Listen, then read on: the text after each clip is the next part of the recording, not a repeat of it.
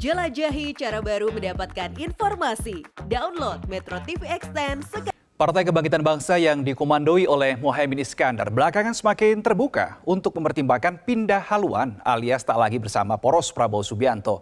Kendati belum sampai ke arah sana, apa yang disampaikan PKB ini justru tak biasa. Karena selama ini PKB selalu menekankan kesetiaannya dengan Gerindra. Apalagi mereka sudah punya piagam bersama.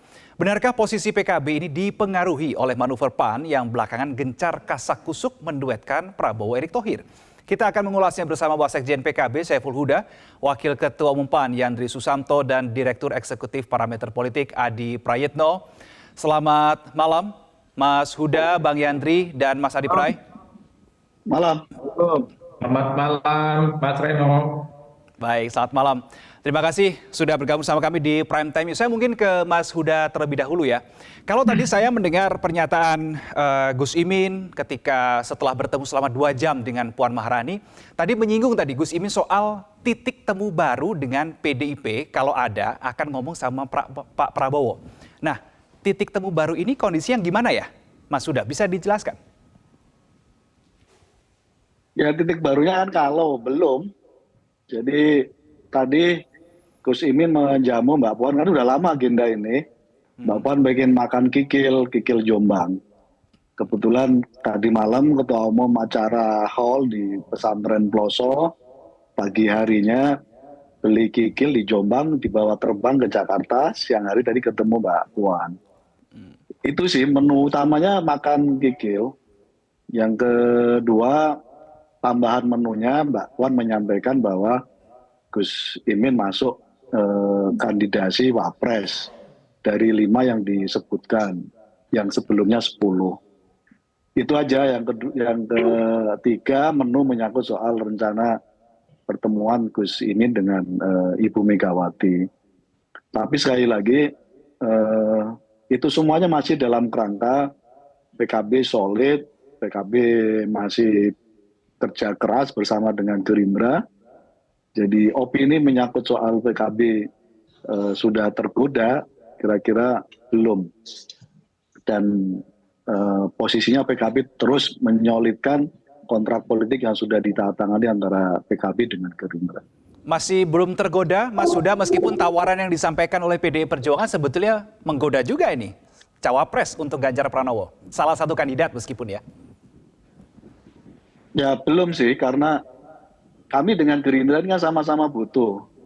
Gerindra butuh untuk memenuhi 20% presiden threshold, PKB juga sama. Dua-duanya membutuhkan.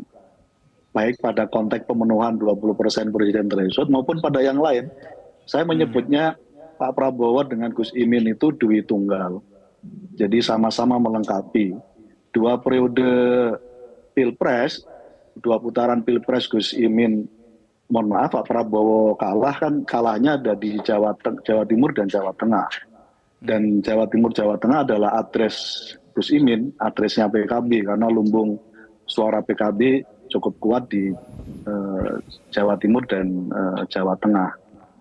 Jadi kalau mempertimbangkan itu, ya tentu kita akan lebih memilih yang sama-sama membutuhkan, yaitu Gerindra dan PKB. Oke. Saya ke Bang Yandri, kalau tadi kita sempat simak ya, ada di salah satu informasi pengantar, Gus Jazilul Fawait ini bilang merasa tersinggung nih soal PAN yang kasak-kusuk menyodorkan duet Prabowo Erick. Nah ini kenapa ya Bang Yandri, PAN ini nggak sowan dulu ke Gus Imin misalkan, karena Gus Imin kan pemegang kunci penentuan, salah satu pemegang kunci untuk penentuan Capres-Cawapres di Koalisi Kebangkitan Indonesia Raya, Bang Yandri. Terima kasih Mas Rido, Mas Huda, dan Mas Adi. Sebenarnya hubungan PAN dengan PKB ini sangat baik. Bang Jul dengan Cak Imin itu, Masya Allah itu sangat dekat dan komunikasinya nggak pernah putus. Jadi saya menilai bahasa sahabat saya Jazilul Fawait itu biasa-biasa saja, dan itu bagian dari dinamika politik latar depan ya. Tapi latar yang di belakang terkadang memang tidak diekspos ke media maupun ke permukaan. Oleh karena itu kami menghormati apa yang dilakukan oleh PKB oleh Gerindra, termasuk PDIP dan partai-partai lain. Karena gaya mungkin beda-beda. Misalkan PAN sampai sekarang memang menawarkan Erick Thohir, apakah itu ke Ganjar maupun ke Prabowo. Nah, kami memang belum memutuskan apakah bergabung dengan Gerindra atau bergabung dengan PDIP. Karena syarat yang kami ajukan itu bila mana mengambil Erick Thohir, kan begitu. Jadi kami negosiasinya jalan terus dan memang sampai sekarang belum ada kata akhir atau kata final. Tapi saya meyakini dinamika seperti yang terjadi sekarang ini saling mengunjungi antar partai politik itu bagus. Dan saya hakul yakin tidak akan merusak rasa persaudaraan, terutama antara PAN dan PKB. Jadi saya melihat ini semua masih proses yang sangat normal. Dan pada akhirnya kita akan tahu siapa yang akan dibawa kertasnya ke KPU nanti. Siapa berpasangan dengan siapa, dan partai mana yang berkoalisi dengan siapa untuk memenuhi presiden threshold 20%. Jadi PAN memang pilihannya tinggal dua, bergabung dengan Gerindra atau bergabung dengan PDIP, di mana Prabowo atau Ganjar. Nah, sampai sekarang kami melakukan komunikasi baik, apakah itu juga dengan Golkar, dengan teman-teman di PKB, teman-teman di PDIP, Gerindra, ya itu kami lakukan termasuk dengan P3. Proses itu berjalan karena biasa Pilpres Indonesia ini kan beberapa kali berlangsung, biasanya di last minute itu akan ditentukan. Maka dinamika akhir ini yang saya katakan tadi, saya meyakini komunikasi atau hubungan baik antar partai politik, terutama Bang Zulkifli Hasan, itu tidak akan tercederai gara-gara ada dinamika, misalkan saling menawarkan putra terbaiknya untuk ikut berkhidmat dalam kontestasi Pilpres di tahun 2024. Itu Mas. Oke, saya ke Mas Adi Praitno. Kalau Anda melihat dinamika koalisi saat ini apakah sebenarnya sudah jelas arahnya, Mas Adi Praitno? Kemana koalisi ini atau partai ini akan bergerak kemana, mendekat kemana? Karena ada kesan seperti tarik-menarik parpol kaitannya dengan persoalan dukungan Jokowi Prabowo dengan Megawati juga ini, Mas Adi Praitno. Ya, saya kira secara prinsip koalisi soal Pilpres 2024 bagi saya masih cukup dinamis dan cukup cair ya. Siapa yang kemudian bisa menyangka tiba-tiba Pak Surya Paloh juga ketemu dengan Jokowi beberapa waktu yang lalu. Siapa juga yang bisa menyangka ketika misalnya PKB itu tiba-tiba berkomunikasi cukup intens dan kelihatan mesra dengan Mbak Puan Maharani misalnya. Itu tidak ada yang bisa membantah dan ini menjelaskan betapa di 2024 apapun bisa terjadi.